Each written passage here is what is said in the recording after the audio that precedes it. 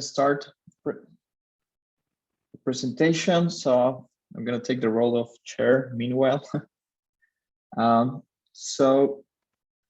Okay. Today I'm going to present this paper that I title All in the Family, which is about firm dynamics and family management. Well, since I work in the Mexican Central Bank, all the typical disclaimers apply. So let me start. Okay, so there's recent evidence that suggests that firm dynamics in developing countries seem to be a little bit different from those of developed ones. For example, Shi and Clino documented that the life cycle profile of firms is flatter in developing countries, which means that as firms age in developing countries, they do not grow as much as we see in developed countries. This might have important implications to aggregate productivity. So of course, a natural question is what drives these differences in firm dynamics across countries? So in this paper, I'm going to focus on what's the role of family managed firms in understanding these firm dynamics. Why is that? Well, first, there's evidence from Nick Bloom and co-authors that the managerial practices are worse in these family managed firms. And there's some suggestive evidence here and there that seems to be the case that the family managed firms are more common in developing countries, perhaps due to some contract enforcement frictions, lack of protection of minority rights. However, a deep understanding of this phenomena hasn't been done, because of data limitations. If you think it's really hard to have the information of who runs the firm, who are the owners, and information about the firms. So I'm going to overcome this challenge in this paper by building a panel of the universe of formal firms in Ecuador. I'm going to do this from administrative records, where I kind of have very detailed financial information of these firms. And on top of that, I'm going to have a complete registry of all of the owners and upper managers of these firms, which is going to allow me to identify if a firm is family managed or externally managed. I'm going to document a couple of new facts, starting that, as suggested, most of firms in Ecuador, the developing economy, are family managed firms. Around 80% of those firms are, but despite being 80% of firms, they only represent 30% of total value added. The presence of family managed firms is negatively related with income per capita across regions within Ecuador. Seems to be the case that industries that have more contract intensive hire more family managed firms. Second, I'm going to show you that the life cycle profile, as I mentioned in the beginning, is steeper in externally managed firms. And I also document that in an event study that there are gains when these firms switch from family to externally managed firms. Well, also this is not as common as you might suggest. And then I'm going to build a model of general equilibrium of firm dynamics, where there's going to be this endogenous management decision of family managed. Firms are going to decide if they're managed by a family member or external member. I'm going to calibrate this model. I'm going to show you that changes in the delegation environment that induce to an endogenous change in the fraction of family managed firms by half can increase output per capita in around 7% in the steady state comparison. Okay, so let me talk briefly about the data that I have. So this data comes from basically two big chunks of administrative records. The first one are tax records that are going to come from the Ecuador IRS, where I have detailed financial information plus firm characteristics from 2007 to 2016, and includes the firm's ID and the citizen's ID for the case of the worker. So I'm going to be able to also build a match employer-employee data. And on top of that, I'm going to be able to merge this data with a full registry of owners and managers that's coming from the Bureau of Companies Ecuador, where I have the full history of all the owners of the firm, and on top of that, the top managers, right? And this data exists because it's mandatory to report. So every formal firm has to report who are all the owners and who are the managers. And when I say literally all the owners, it's literally all the owners. So even if for public firms, I can see all the stockholders of these firms. Okay, so I'm going to use this data to identify if a firm is family managed or not family managed. I do not know the linkages of these owners and managers, but I'm going to be able to compare the surnames of these members because I know the names. And well, we know that people sharing surnames are very likely to be family related, particularly because the distribution of surnames is very skewed. And this property of surnames has been used in, for example, intergenerational mobility literature. But since I am focuses on a very specific place, which is a firm, it's kind of unlikely that, you know, manager and owners of the same firm are unrelated. But I did also a lot of robustness check, you know, excluding common surnames, etc., etc. And one interesting property of Spanish surnames is that you can contain both paternal and maternal information. So you can connect to both sides, right? So for example, taking my case, Rivadeneira Acosta, you know, you can connect to, from my father's side, the Rivadeneira, or my mom's side, Acosta. The only drawback is I cannot tell if two persons are related by marriage, since in Ecuador, as a Spanish-speaking country, you know, people do not change their surname when they get married. So this is going to be, this is a very simple example of how I do this, you know, take a firm, you know, that has two owners and one manager. So what I'm going to do is compare the surnames of these owners versus the managers. So here in this case, I'm going to see, okay, I'm going to take this firm where there's an owner with Rivadeneira that owns 60% of the firm. I'm going to check and see if the manager has the same owner as the majority holders, right? And in this case, I'm going to see, okay, the Rivadeneira, there's a manager Rivadeneira, and the owners are the Rivadeneira own 60% of the company. So I'm going to classify this firm as family managed firm. So basically, I'm going to assign each firm according to cut-off rule, and the cut-off rule will be 50% of ownership. So let me show you some facts about family managed firms. To start, as I mentioned at the beginning, most firms are family managed firms. They represent around 80% of total firms, formal firms in Ecuador. This seems to be around twice as much as firms in developed countries. As I mentioned at the beginning, there's not much data about the presence of family managed firms in other countries, but if we take comparable data from research of Nick Bloom and co-authors, it seems to be the case that it's twice as much as firms in developed countries. There's a negative relation with income across regions in Ecuador. So what we see is that in richest, poor places, right, or less added value GDP per capita has a higher presence of family managed firms. There doesn't seem to be much variation around time or around age. There's a negative relation with size in the sense that we see that largest firms are more likely to be externally managed, right? And the smaller firms are likely to be family managed.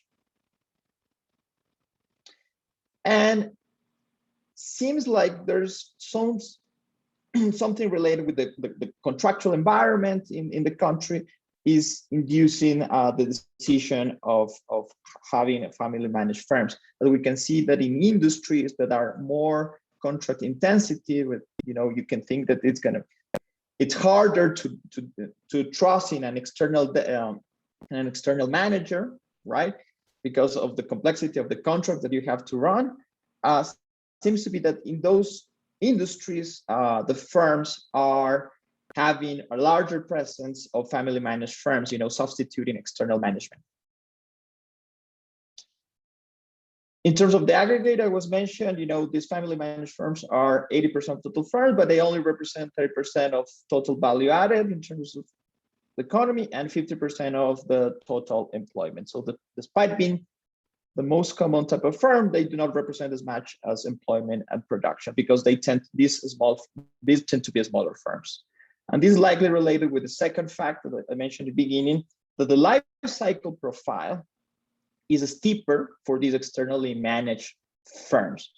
So I estimate this life cycle profile doing standard procedures in a semi-parametric way. And what we see is that firms, family managed, right, around age 20, for example, have increased in 50% their size. When we see this non-family managed, by the same age has increased twice as much as 100%.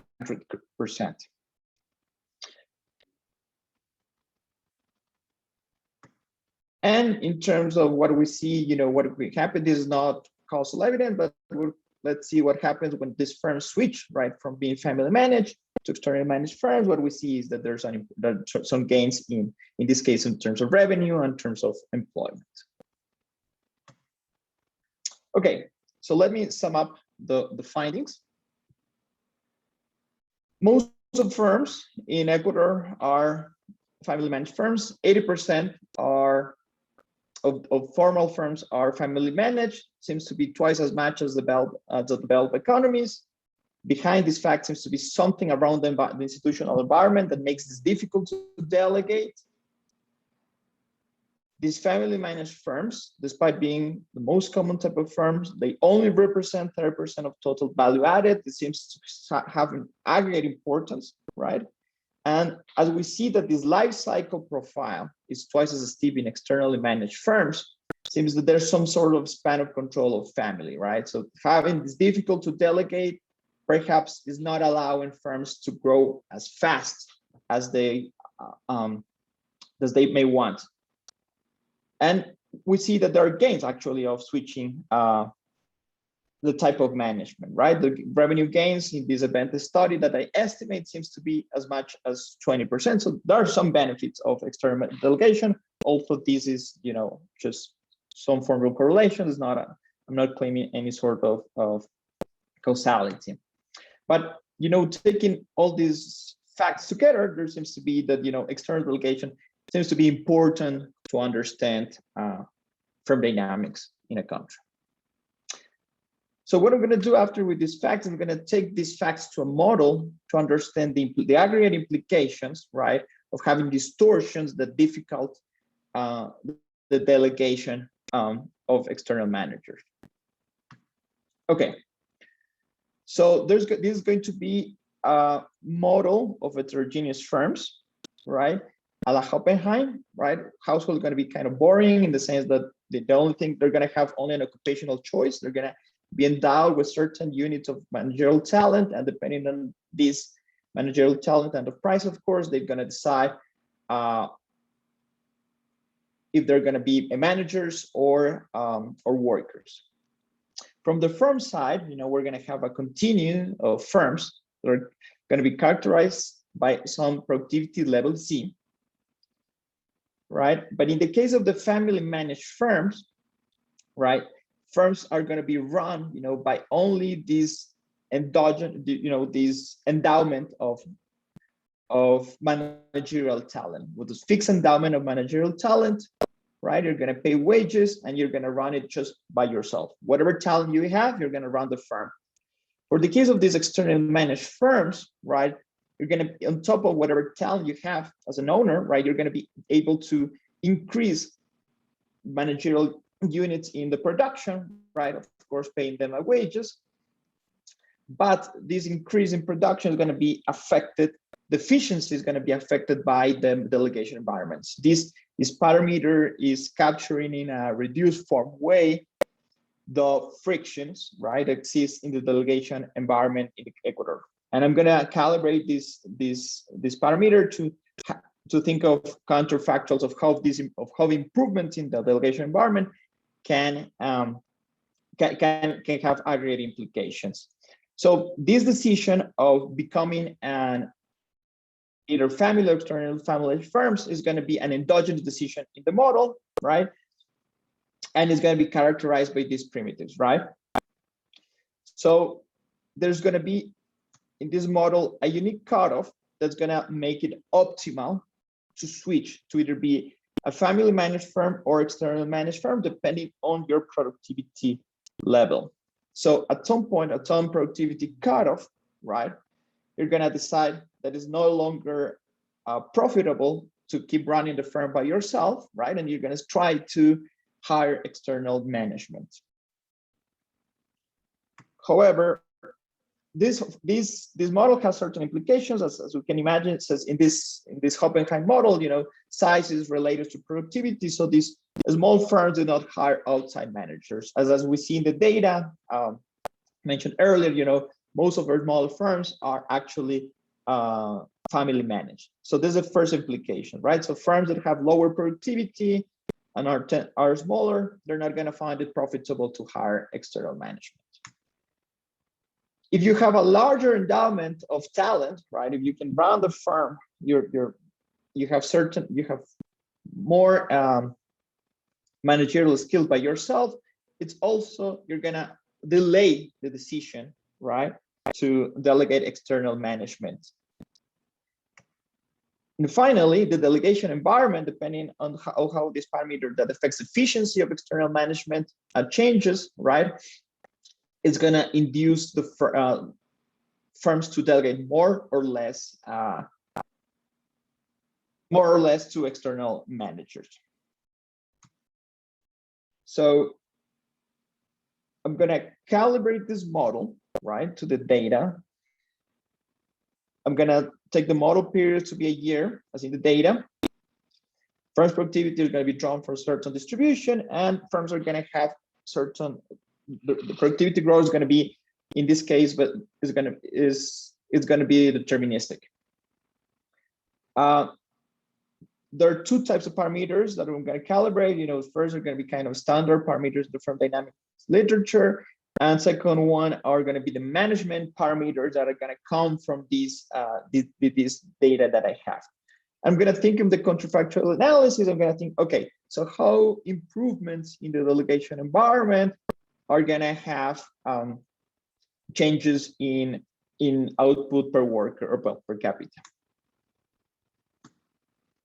And you know, there's no baseline, you know, to think of this of these counterfactuals, but I'm going to see. What I'm showing you here, right? This is the baseline, what we're seeing in the case of Ecuador, right? So for this managerial efficiency parameter I'm calibrated, where I have around 80% of firms in the economy as family managed, right? And the standard unchanged, well, there's no changes in the baseline. What I'm going to see is, as I improve the efficiency of external management, or if you can think of this as a reduction in all these frictions or this difficulty in the contractual environment, in the model induces to changes, endogenous change of firms to external managers, right? And as we see, there's a drop in the number of firms that are externally managed, sorry, that are family managed in this economy, and then we start seeing gains, right? So my baseline, I'm thinking, you know, what's you know, how far we can go. Well, I'm going to think of what if we move from the actual level in terms of managerial efficiency to a level that reduces the fraction of family firms by half, right? And I remember that I mentioned that seems that for the case of Ecuador seems to have twice as much family managed firms as compared to developed economy. So what we see is that if we do this exercise, we can see changes, gains in output around 7% in a steady state comparison. Okay, so let me conclude. So what I did in this paper is I built a panel of all firms, of the universe of firms, of former firms from administrative records in Ecuador, to try to understand what the role of family managed firms in firm dynamics, and of course, its aggregate implications. So I mentioned, I document new facts in terms of the presence of family managed firms, twice as much as developed economy. Despite of being the most common type of firm, they tend to be smaller. That's why they only represent 30% of total value added. These firms also tend to do not grow as fast as externally managed firms. And as you can see in that life cycle profiles is steeper for these firms. And there seems to be gains, right, when these firms switch. But this seems to not be the case, you know, but some sort of difficulties in the contractual environment. And I then put together this fact in a model of general equilibrium model from dynamics with an endogenous managerial choice. And we can see that if we drop the fraction of family managed firms, we improve the contractual environment in such a way that there's a drop by half in the fraction of family managed firms, we can have gains in output per worker around 7%. So that's that's the paper, and I'm happy to have questions if somebody in the audience has any doubt or suggestions or question.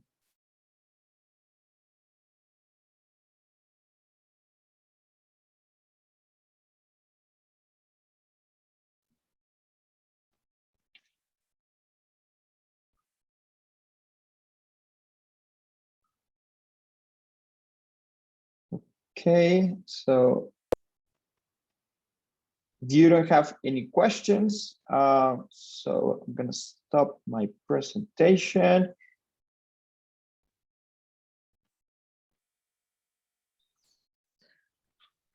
And who's the next presenter?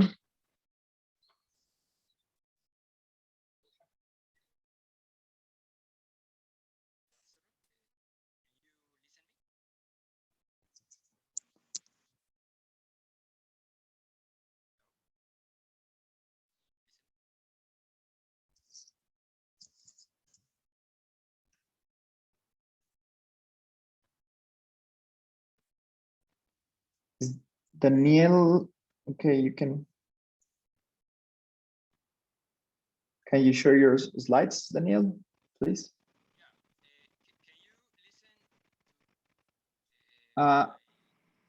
We can well, I can barely hear you. I don't know about other people in the audience.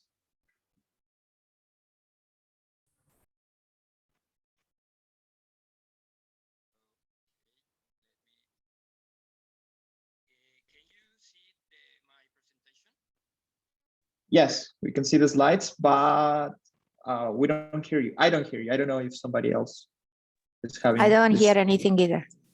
Yes. Okay. So there seems to have just okay. Okay. Let me see. Okay. Here, can you listen me? Yes. Now yes, better. Now we can hear you. Yes. Okay. Thank you. Thank you for being here. Okay. Today I'm going to present this paper. This paper is joined to Jesus Botero, Carolina Echeverry, Mateo Arellano, and Cesar Tamayo from Universidad FIT. This paper is a research supported by a grant from Inter-American Development Bank, and it's a part to a big investigation where we use first level data to understand resource misallocation and the effects of financial constraints over this misallocation. So this outline, the outline today, first start to motivation. Later, I'm going to present related literature, methodologies to get capital distortion, later empirical strategy, data, and results over our empirical strategy. So our motivation starts in this graph. This motivation normally is extensive in economic growth, literature, and productivity growth, because when we see this graph, we can see the difference in total factor productivity, even in countries relatively similar in standard of living.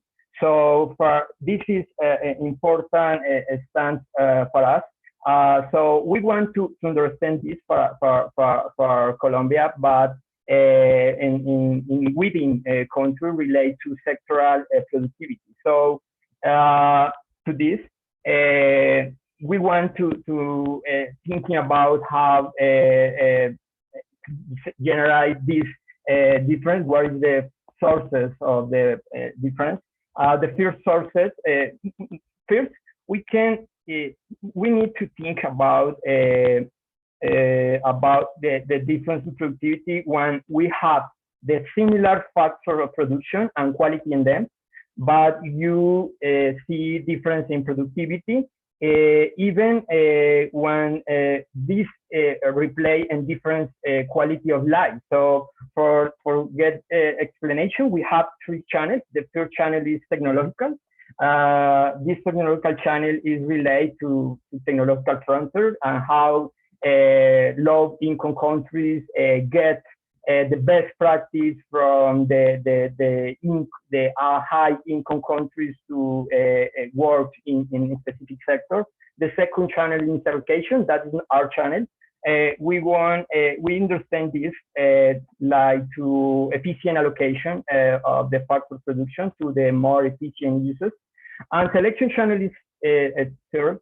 And this is related to who chose products. So for us, is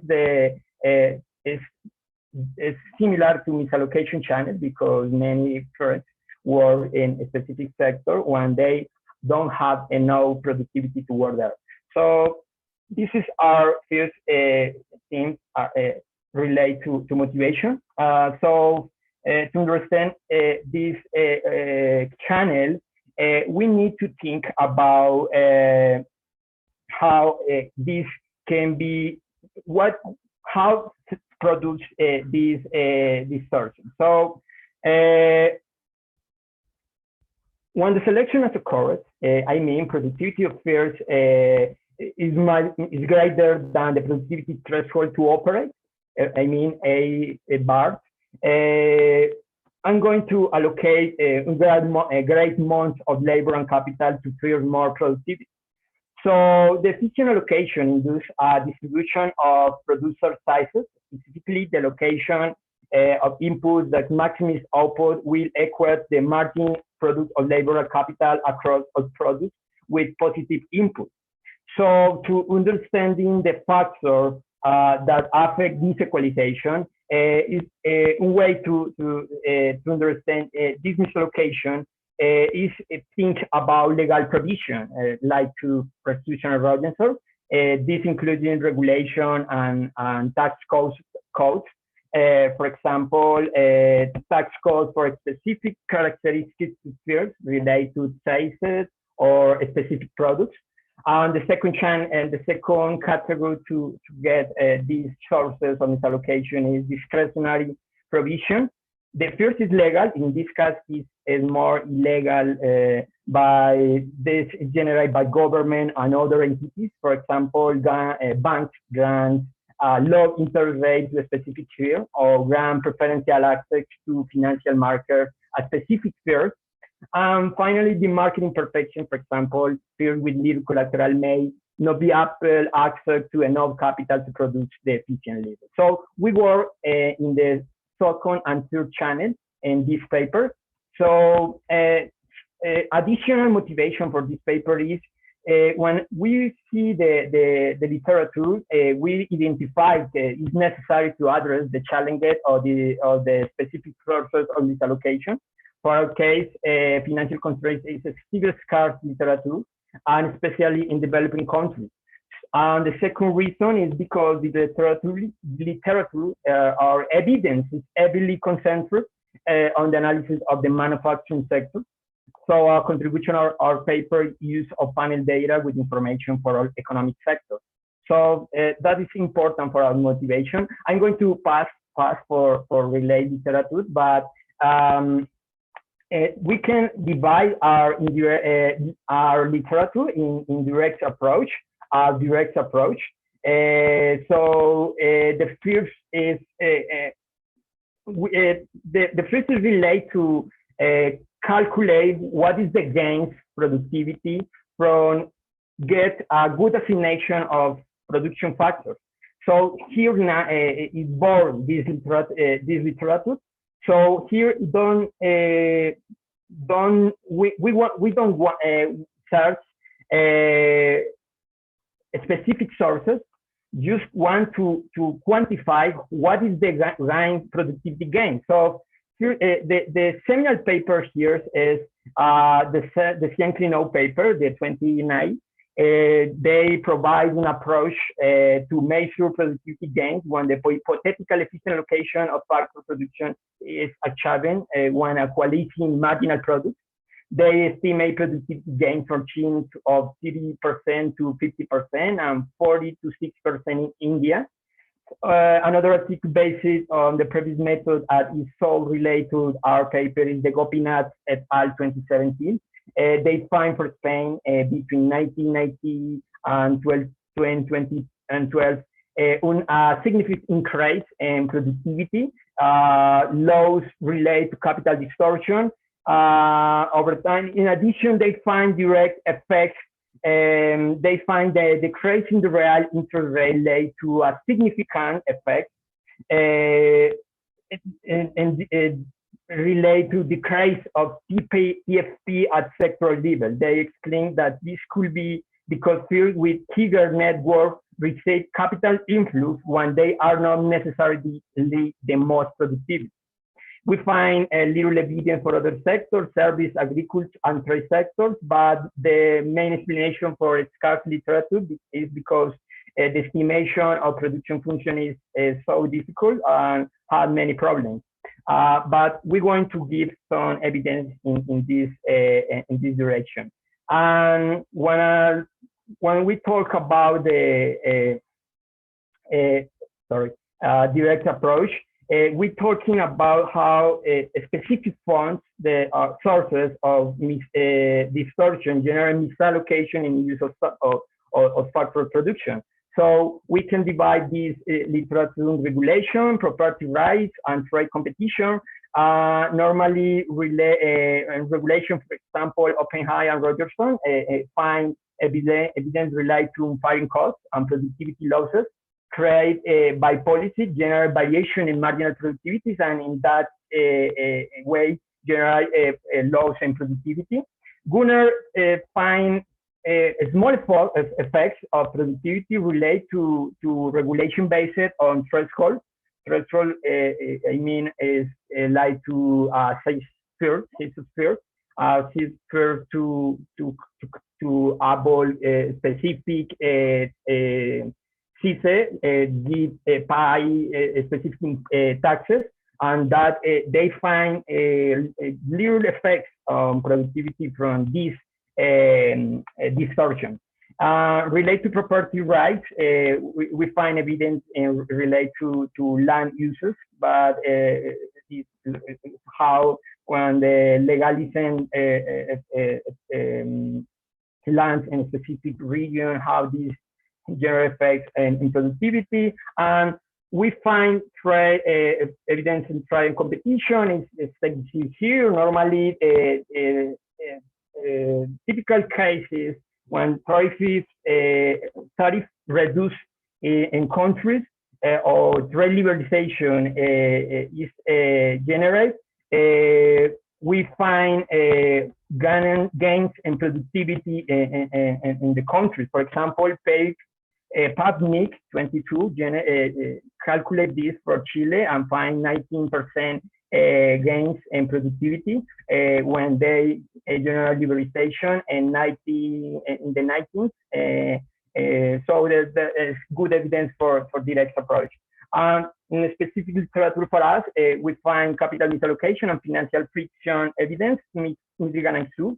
It's important paper for us because they find little evidence, and most 10%, that the financial restriction affect productivity through the misallocation channel. And even they find more evidence to technological channels. So that is important evidence. Gopinath also find evidence to the capital misallocation. They specifically find the increase in capital distortion in Mediterranean countries is due to the financial friction, 3% of TFP losses. And imperfect information too is evident is important. Here is more related to how banks think or financial entities take decision about the give credit to the field. And normally when they don't find good information, they use capital like to collateral or other or actives, and they don't see real productivity from the first, and they don't and they distortion the assignation of capital, and they be open and back where Bankes was 2016 gives evidence from this way. So I'm going to pass to the methodology. Methodology for finding capital distortion is based on Cian-Klenow and Diaz et al. We use Diaz et al. Because they extend the Cian-Klenow methodology, and they include in 3 factors. They use intermediate consumption. So we use that extension, but it's based on in Cian-Klenow. I don't talk about a lot from this method because we don't change any in this methodology. So we want to get a specific measure about distortion to use in our empirical strategy. So this model is summarized in 4 things. This use standard monopoly competition model. Use heterogeneous sphere. That is important because we don't get information for each sphere. The first phase is idiosyncratic distortion that affects capital, labor, and output. So for this, we can get the profit equation is summarized in this equation. The benefit is explained by income revenues, but that have a product distortion. Capital uses have capital distortion, and labor have tau h is a labor distortion, labor weight. And finally, the intermediate consumption don't have distortion because we identify another distortion using the distortion related to consuming intermediate consumption. Sorry. So for this, when we resolve the first condition, the profit maximization, we obtain this expression. That is the expression of capital distortion or capital weighted, and labor weighted and product weighted. With that, we can identify how distortionate and capital use is different, are different, and the same with the labor and production. Whereas this distortion is explained by the relationship between elasticity for factors, work, labor, and capital, and intermediate consumption. But this elasticity we're going to get from the specific country. But we talk about that in more later. But that is important because this information led us to get a specific widget relate to the information we have. So for our case, we use the USA information for a specific sector, not all, because don't get information for all sectors, but that is important for our estimation. So for our estimation, we use the second equation. So I'm going to pass for empirical strategy. First, for the theoretical model, we get this distortion with a measure of the capital distortion to each field within narrowly defined sector to industrial cost for 4-digit level is a good disaggregation. And for the estimation equation is capital distortion is related to a financial measure and other vector to potential sources of distortion and fringe characteristics.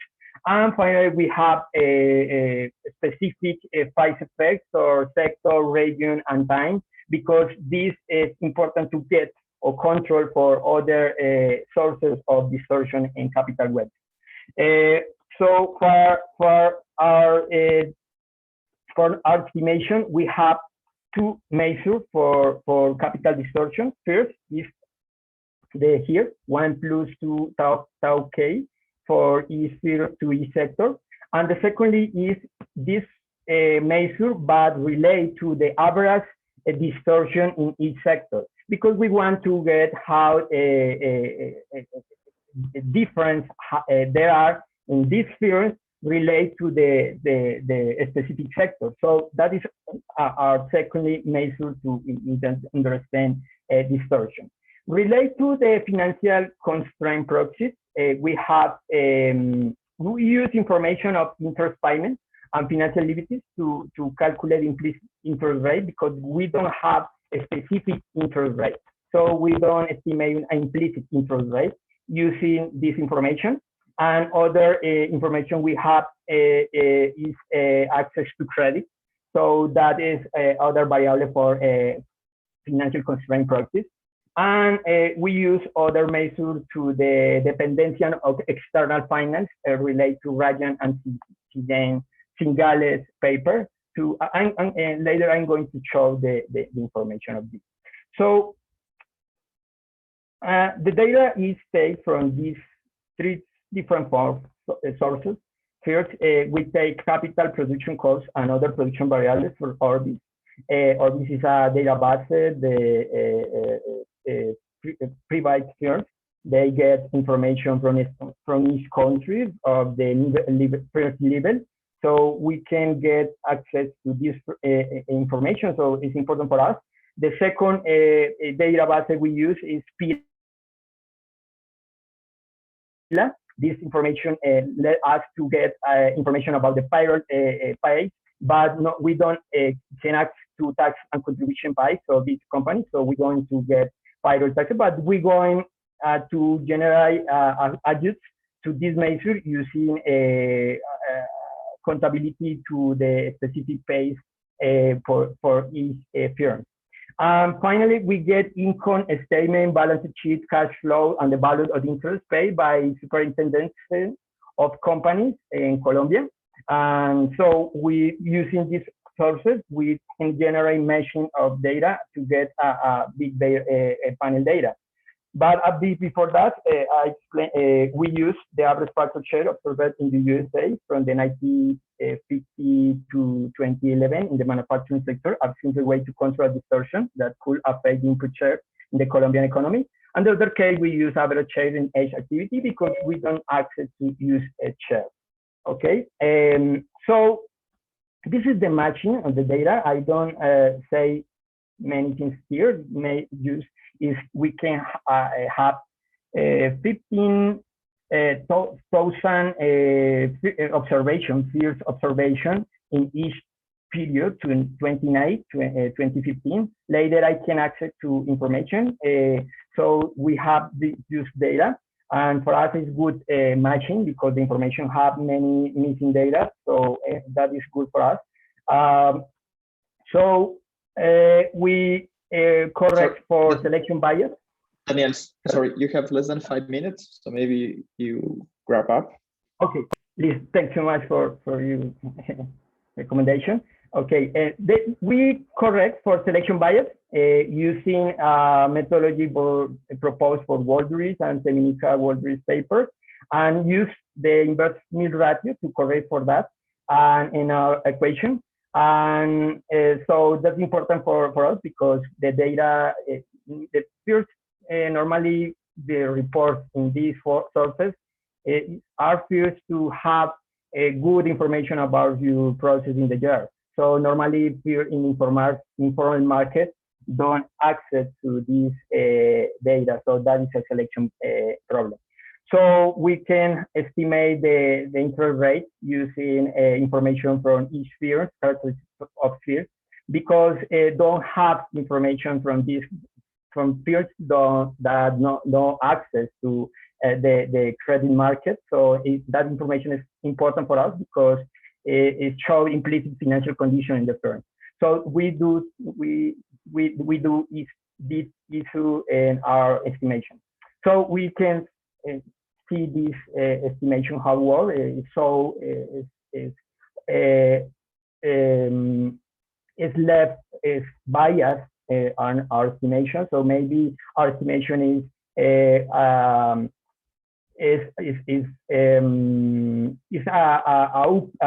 lower bound to the effects of the financial restriction on distortion of capital distortion.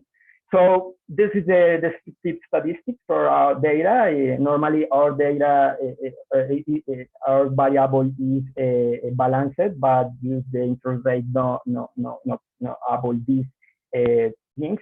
So, but I'm going to pass from these results. So, capital distortion shows more density in the firms with credit access. So that is evident. The more distortion when the firms don't access to credit market. So that's important evidence for us. And finally, the result for us. Sorry for pass the past graph. The result for us is this. We find to relocation gains is between 44%, 52%. This is using Cianclino methodology. So for us, this is important because we have a space to get gains from productivity as from source capital assignation, better capital assignation. And the second graph shows this, the 4 and 16% gains from capital elimination, from elimination of each distortion in capital. So that is important. So this is our results. I'm going to pass here and say this in table, but in field regression, I have the log capital weighted relate to log interest rate, and we can in each different specification it relates to control for price effect, for correction attrition bias, for time intermittences. The 6, 5, and 6 equation for us is the most important. But we find the log interest rate is have a robust relationship with log capital weighted.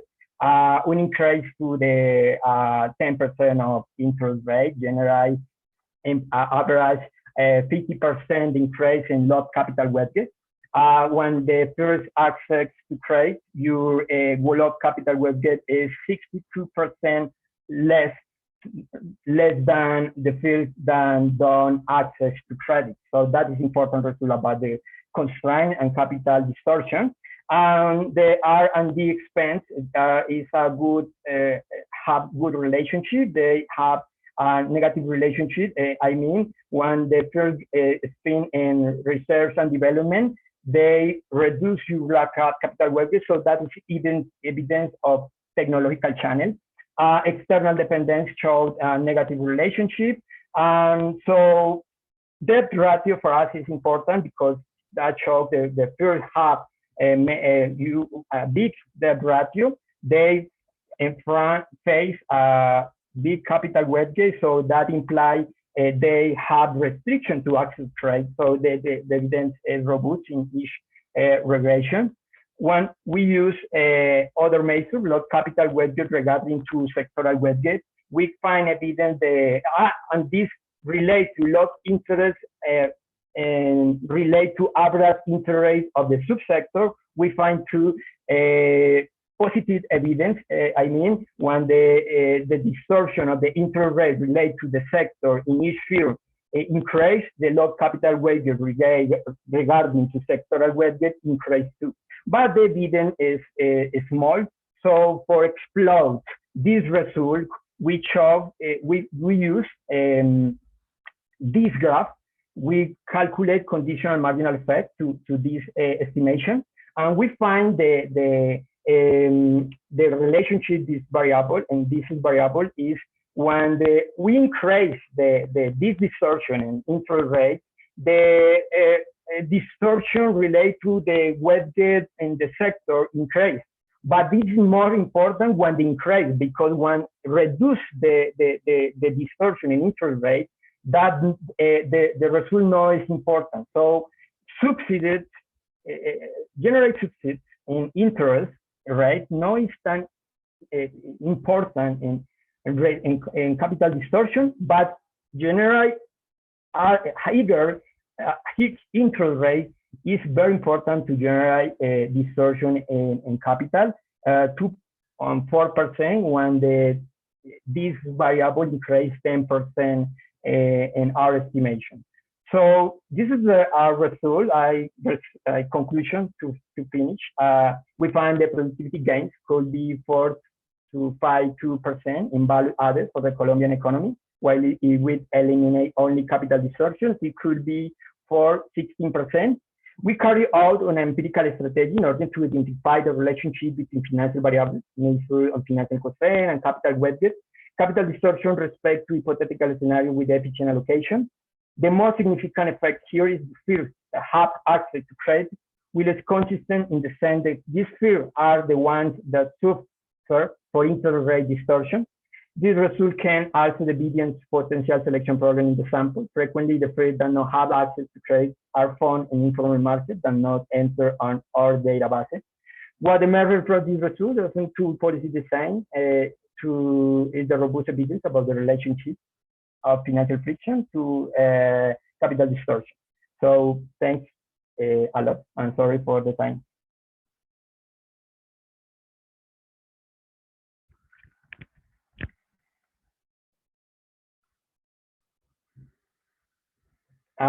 Do you have any question?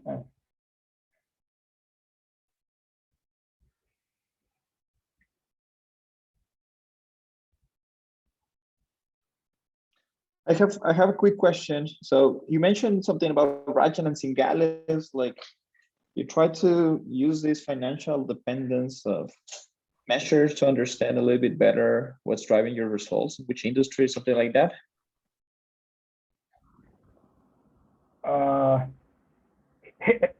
Can you repeat me the question? Sorry, I don't get good listen. Sorry, no, I was mentioned that I think you mentioned something about Rajan and Cingales about these financial dependent measures. I was thinking that perhaps in industries with higher dependence, right, using this Rajan Cingales metrics, these effects must be stronger, right? I mean, there's something. Yeah. Have you tried, or maybe it's a suggestion? Okay. You talking. Okay, let me.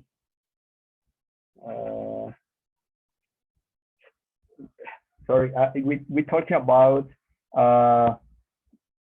this issue. Sorry. Or maybe we can talk later. I'll send you a message so we don't steal Francesco's time. I'll send you a message, Daniel.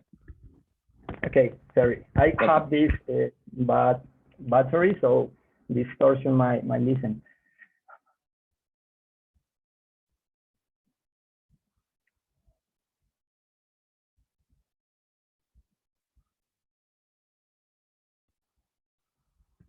So Francesco, can you start sharing your slides, please?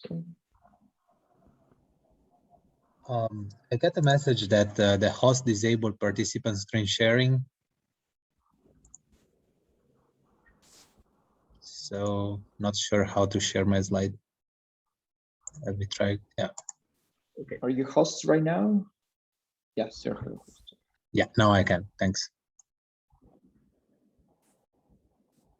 Can you see them? Perfect. Yeah, I can. So thank you so much for attending this session. I'm going to present the work together with two people, Marvin Cardoza, the Directorate General for the Internal Revenue in the Dominican Republic, and a couple of other colleagues at the IMF, Nicola Pieri and Kian Ruan. So let me just jump straight into the motivation for this work. We know that there are a lot of factors shaping working mobility across firms that have, without doubt, a lot of importance and are a key research topic, very active research topic. And one of the reasons for that is that, as documented by Altiwanger and Sorkin, job-to-job transitions are key to understand worker earning dynamics and welfare. So we start from the observation that we should expect workers to move to firms that value their human capital. However, if you look at what the recent research has done, is that they highlighted that there are other factors playing a role in the job-to-job transition, And in this paper, we argue that basically human capital is potentially important along the supply chain, because on the one hand, workers may just have knowledge about the inputs and services. And on the other hand, because there is a component to hiring along the supply chain that helps to overcome information frictions and build a form of trust. So unfortunately, the lack of data on production networks combined employer-employee data limits the ability to investigate this aspect of worker mobility. So what we are going to do in this paper, we rely on a quite unique data set for the Dominican Republic. We use basically VAT transactions, which became relatively well used in the recent years.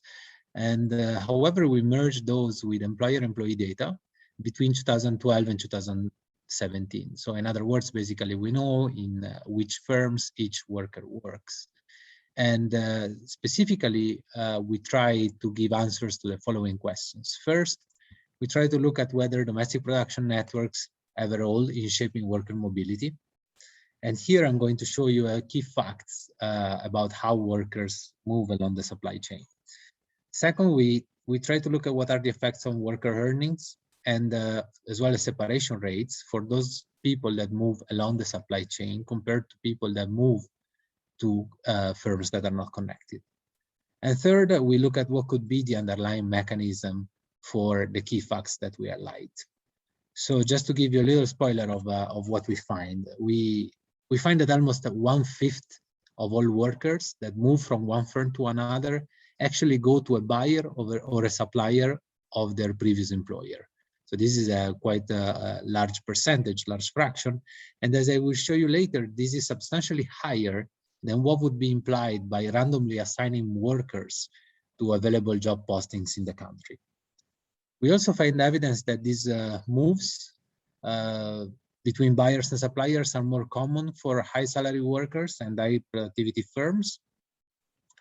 And in addition, these firm-to-firm matches appear to be of higher quality compared to the ones between workers of unconnected firms. So we see, in fact, that lower separation rates, we see higher earning growth for workers that actually move to buyers and suppliers. We then argue that this type of hiring is suggestive of some sort of complementarity between the human capital and the inputs purchased by the firm. So I will in fact show you that some evidence of increases in purchase of and sales shares between the former and the current employee, the former and the current employer, the year after the move, as well as some results on higher TFP and higher growth of the new employer. So let me now move on to documenting the main fact. So as I said before, we have basically, sorry, yeah. So we have this. First of all, let me show you how we define a worker. Given that the data set is at annual frequency and there is the possibility that a worker within the same year works at different firms, we define movers as those that see their employer changing between one year and the other. So as I said, it may also be the case that a worker changes more than one job during a year. And this, however, is the case for only 10% of the movers in our data set. In these cases, we say that the employer is during the year is the one that pays the highest salary. So we end up with basically 755,000 moves within during the 6 years that the data cover. So again, our main result is that a substantial fraction of workers get hired by firms that are buyers and suppliers of their previous employers. And these results seem to hold equally for workers that move upstream or downstream along the supply chain, and for workers that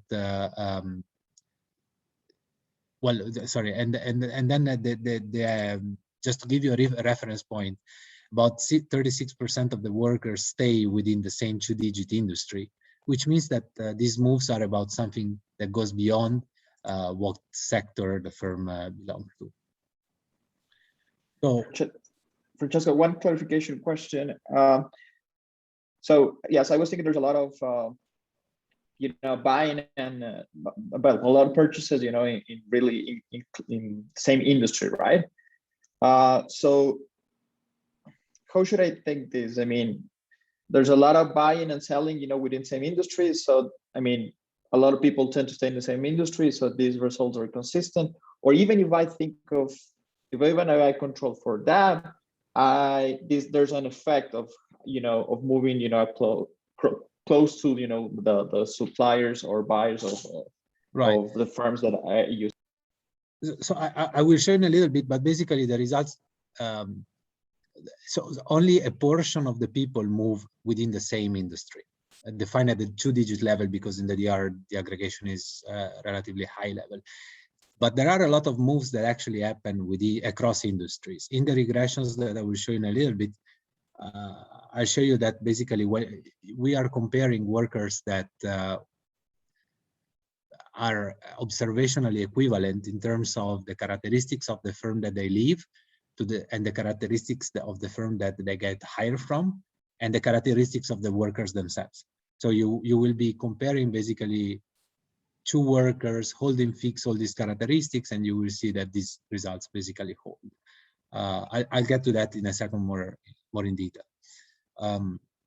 So here I'm just visualizing the main finding in two network graphs. So more specifically, the two panels show two networks of firms as the black nodes, and with the size of the nodes being proportional to the number of employees at the firm. The blue edges instead represent the flows of workers between any given firm pair. So if you look at panel A, here I'm randomly drawing 1,000 firms from the data, specifically from the sample of firms that are in the dataset in 2017, which is the last year of our dataset. While in figure B, I'm drawing from the same sample firms pairs that actually trade in 2016 and that account for 1,000 unique firms. So that way I can effectively compare the two. And you immediately see visually how the frequency or the quantity of worker moves is much higher across trading firms. And as I mentioned earlier, the right comparator for this 19% that I mentioned is, we have to run a counterfactual in which we are assigning each moving worker to a job opening at a firm in the country. So we therefore run a random matching experiment in which we control, come to Alex's question, for a set of firm and worker characteristics and compute the share of movers going to buyers and suppliers. So when we control for a firm and worker characteristics, we are really asking the question of what is the probability that workers with similar characteristics and moving from firms with similar characteristics end up in firms that are connected via the supply chain.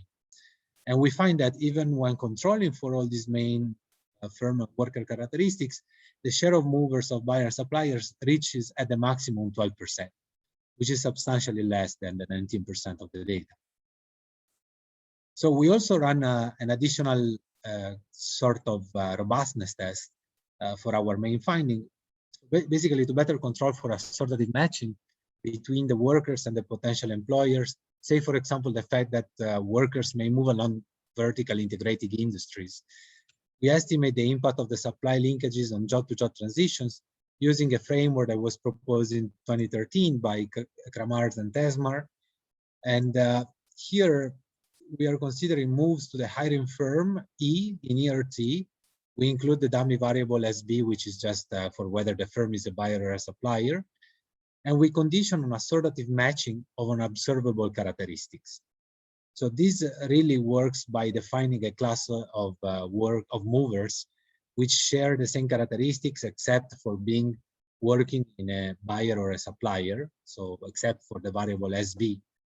And given that we observe more than 750,000 moves, and that in each year we observe on average more than 16,000 hiring firms, that estimation would be just computationally very difficult. So this paper by Kramars and Tesmar shows that the parameter of interest beta can be estimated in a computationally convenient way. And what we obtain from this estimation confirm and strengthen the main finding that workers tend to move to buyers and suppliers. In fact, the parameter beta is positive and statistically significant, different from 0 for all the set of controls, even when including all the set of controls. And the odds ratio is about 3.5. But now let me come to some heterogeneity that we observe in this sort of move. So first we ask the question of whether there is differences across workers moving to buyers and suppliers. Now we find that workers with high salaries are the ones that disproportionately move to buyers and suppliers. We find that this is also true for workers with relatively longer tenures at the firm, at the origin firm, I mean, and with relatively higher education. While there are statistically not significant coefficients or differences, sorry, across gender or ethnicity. So we then ask if there are firm characteristics rather than worker characteristics that determine the higher probability of moving to buyers and suppliers. And we find that workers moving along the supply chain are generally going to be more productive, are going to be to work in more productive firms or better paying firms, and generally to large firms that have more buyers and suppliers. So one obvious question is whether this finding is really about job poaching. And one way to rule this out, we thought, is to consider events that generate some sort of exogenous variation, such as, for example, mass layoffs. So when we look at these specific events, we find very similar results, suggesting that the results are not only about poaching. Another potential confounder is that social networks and referrals are key for job finding. So basically, you get to know about the position by talking with somebody that works in a company that is connected to yours along the supply chain. And this might be particularly true in a setting in which labor institutions are relatively weaker, such as the Dominican Republic. So we don't have really a measure for social networks. So what we do is try to get the number of ex-co-workers in the firm the worker is moving to, and check whether this factor can explain our finding. However, we find that only 18% of workers actually go to a firm in which there are ex-co-workers, and this does not seem to explain away our main finding. So let me now move to discuss a little bit the worker-firm match quality. As a first thing, we look at how long matches last between workers that move to buyers and suppliers compared to matches between workers and firms that are not connected along the supply chain. So what we find is that matches along the supply chain tend to last a little bit longer, about 4 months longer, and have lower separation rates. And this is true both unconditionally and conditionally. And to get this, basically, we just look at workers that moved the first year of our dataset, 2012, and observe them over the longest possible period, that is up to 2017. Given that we include worker controls and origin and firm destination firm fixed effects, as well as firm pair controls, we are effectively comparing workers with similar characteristics, moving to similar firms and going to similar firms. Again, results indicate that workers that move to buyers and suppliers tend to remain in the destination firm longer than workers that move to firms that are unconnected. So at the same time, we also observe that earnings relative to the pre-move year increase significantly for those moving to buyers and suppliers compared to those that move to non-connected firms. So here we just do a type of event study analysis, and you can see in the plot how after the first year, the gain in earnings shrinks a little bit, but remains statistically significant. And the way we rationalize this jump in earnings and then the flattening is by thinking in terms of a model proposed by Dasman and others, which basically they argue that an initially larger earning gap is consistent with the lower uncertainty about workers' match quality when being hired. So this lower uncertainty allows workers to bargain for higher initial wages. However, over time, basically, while other new hires earn initially less, but experience faster earnings growth after they move, as the uncertainty gets resolved. So as the last part of the presentation, I'm going to propose or discuss better what we think would be the underlying mechanism explaining these facts. So basically what we do is to posit that one of the reasons for hiring along the supply chain could be to insource tasks that were previously carried out by other firms. So if this is the case, after hiring along the supply chain, you should observe a reduction in trade between the mover's previous and current employer right after the move, just because you basically insource what you were previously buying from your from the connected firm.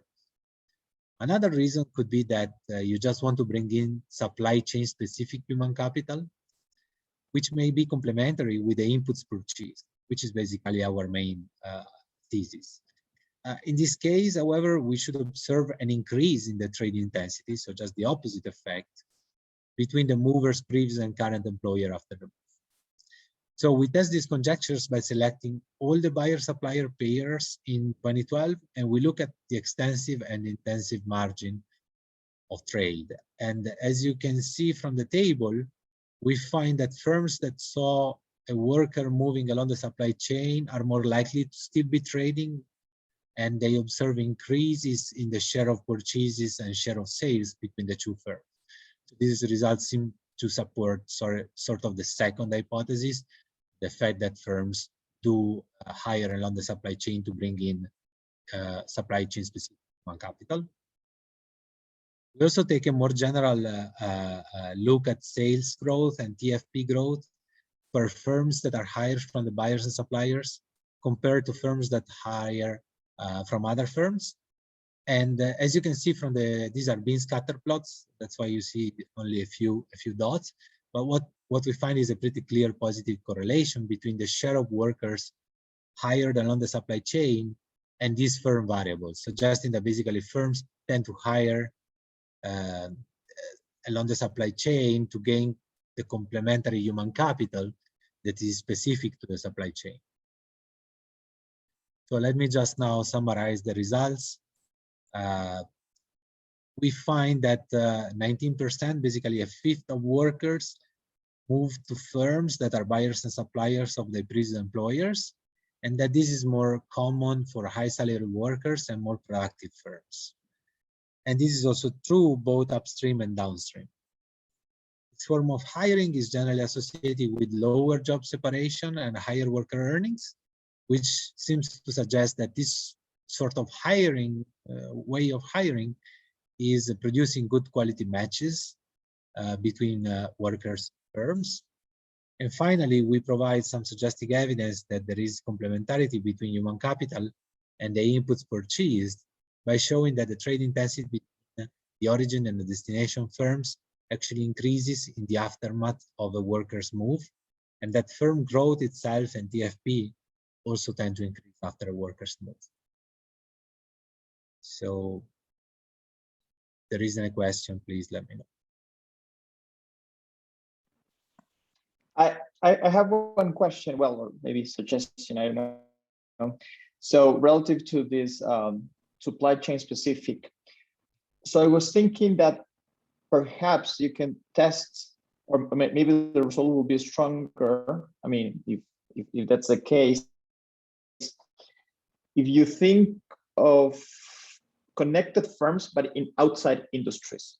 So the supply chain, I mean, there's a lot of supply chain within the same industry, right? So, sometimes it makes sense that I just, I'm in auto industry, or just stay in the auto industry, but from different suppliers. But if it's something more related with the supply chain specific, might be the case that without removing the same industry, right? I can see the same effects. I know you have tried these or. Yeah, thank you very much. Yeah, well, for the main finding, we basically run a battery of tests in which what we do is really to, I think that the most direct counterfactual is the one proposed by the randomly assigning workers to job postings. And there we do control for the sector of the origin firm and the sector of the destination firm. So in a way, we can be pretty sure that this finding holds regardless of the worker moving within the industry or across industry. This type of hirings obviously may be more or less frequent within a certain sector than outside, but the fact that one firm belongs to a certain sector doesn't seem to explain away the findings. We still see that there is a higher fraction of workers moving to buyers and suppliers, even when you control for these additional factors. So in other words, even if you saturate all these regressions with more and more factors, you don't get to the 19% that we find in the data. Yes, I'm thinking more on the mechanism that explains your results, right? No, I think I'm so far kind of convinced. I'm thinking more of, you know, what is driving, because I'm also thinking of a story of, you know, there's a lot of information asymmetries, and, you know, the fact that I already dealt with some of these guys, you know, I know those. So I kind of know what's the job about, so it's easier for me to find a job in that direction, right? But so it's not about the human capital itself, but it's more like the asymmetric information. So right. You're trying to push in this supply chain specific human capital channel. So that's why I was thinking, you know, perhaps, you know, looking of firms outside the same industry, and then if those results holds, that perhaps, you know, can give you stronger evidence towards this theory, well, this potential explanation that you're thinking, that's supply chain specific human capital, that's what's driving this. Yeah, I just to quickly answer your question or your point, sorry, I might have misunderstood before, but I think one interesting experiment we try to do to rule out, or at least we cannot rule out at all, that there are referral mechanisms going on that basically solves the information asymmetry. So you just get to know about positions, or you get to know about the ability of a certain worker through a referral. That is there, and we cannot rule that out. I think we can, what we do to try to minimize or to at least say that that doesn't explain all the results is the fact that we control for the EXCO workers. So in a way, regardless of the share of EXCO workers that are present in the firms you are moving to, the results still hold. So in a way, even if you contemplate the existence of these social networks, these social networks that could be a proxy for referral do not explain away all the results. So, but just to be clear, we are not arguing that human capital specific complementarity is the only mechanism at play here. It's just that we think that there is something along these lines. For sure, there are others, and among which the referrals, for sure.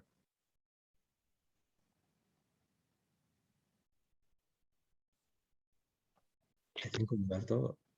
Yes, can I ask a question? Thank you very much for the presentation. Very good paper. I just have a question. Maybe you mentioned and I missed it. So the worker they move from, like the incoming worker in the firm where they move, are going to replace worker they move out, or it's firm, they are firm that they are going to grow? My question is specific because related to your hypothesis, that I mean your test related to the trade, it basically this worker are replacing some other worker with the same skill, you should not see too much on the trade. So that seems that this firm are growing firm. Right. I mean, in the regressions, we control for the growth rate of the firm when we are looking at these moves. But I mean, this is a good point. So when we are doing the random matching, we are assigning workers across job postings in the economy that basically are opening up in the different companies. So in a way, I think that what we are doing is really to assume that implicitly we are replacing somebody. But I think that in some other experiments, we're also allowing just for an endogenous growth of the firm in which there are just more jobs available. But good point. I'll double check, and I can get back to you bilaterally if you don't mind. just to make sure that the answer is Thank you correct. very much. Thank you. Thanks a lot.